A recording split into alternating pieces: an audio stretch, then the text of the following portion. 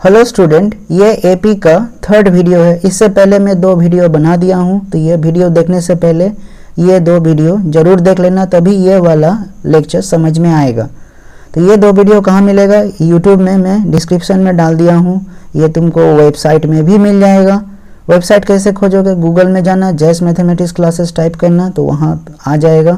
वहाँ सारा लिंक है, या तो यूट्यूब का प्लेलिस्ट में चल जाना। प्लेलिस्ट में ही जाना, नहीं तो वीडियो को खोजने में काफ़ी दिक्कत पड़ेगा। तो काफ़ी सारा उपाय है, या तो डिस्क्रिप्शन बॉक्स में मैं दे दिया हूँ इसका लिंक, या तो प्लेलिस्ट या तो वेबसाइट में है। अब हम लोग स्टार्ट करते हैं लेक्चर।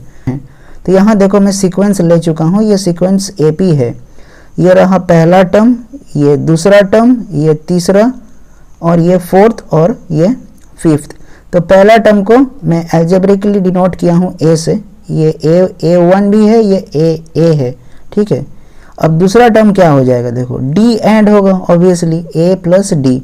तो देखो यहाँ मैं दिखाया हूँ 2 + 2 4। तो उसी तरह तीसरा जो टर्म है वो ऑलरेडी ए प्लस डी है और उसमें डी ऐड हो रहा है ना 2। देखो ये 2, ये जो 4 है ही, और 4 में ये रहा 4 और 4 में 2 ऐड हो रहा है, तो ये 6।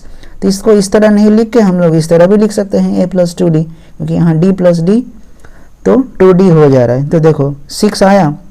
तो मतलब इतना समझ में आ रहा है कि पहला एल्जेब्रिकली हम लोग a लिखें, फिर दूसरा हम लोग a + d लिख सकते हैं सेकेंड टर्म को, तीसरा टर्म को हम लोग a + 2d लिख सकते हैं। तो इसको हम लोग और थोड़ा अच्छा से समझते हैं।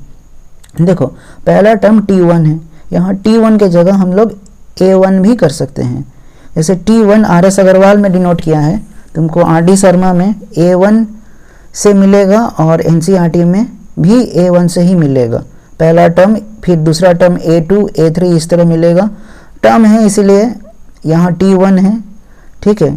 तुम लोग का मर्जी, तुम लोग a1 से भी जा सकते हो या t1 से भी डिनोट कर सकते हो। तो यह पहला टर्म a रहा, और a + 1 - 1d, देखो इस तरह भी हम लोग लिख सकते हैं। तो ये 1 - 1 क्या हो गया? 0 हो गया, और 0 × d ये पूरा खत्म हो गया। तो यहाँ क्या बचा? a बचा, तो ये रहा।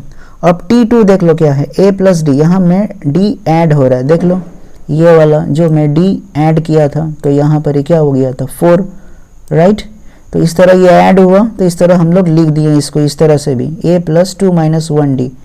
तो ये 2 - 1 क्या हो गया? 1, और ये d, तो a + d ही हुआ। और t जो थर्ड टर्म है उसको हम लोग देखो इसमें हम लोग d ऐड कर रहे हैं, जो हम लोग यहाँ किए थे ना।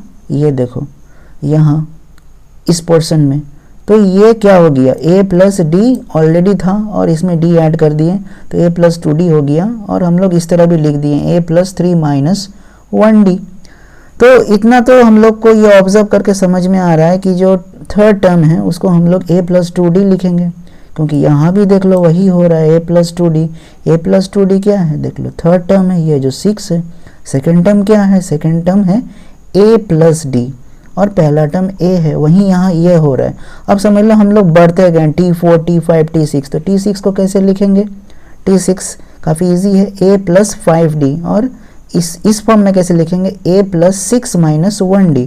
तो जब हम लोग nth टर्म को निकालेंगे तो ये रहा tn। यहाँ tn के जगह हम लोग an भी लिख सकते हैं। तो ये tn = a + n - 1d।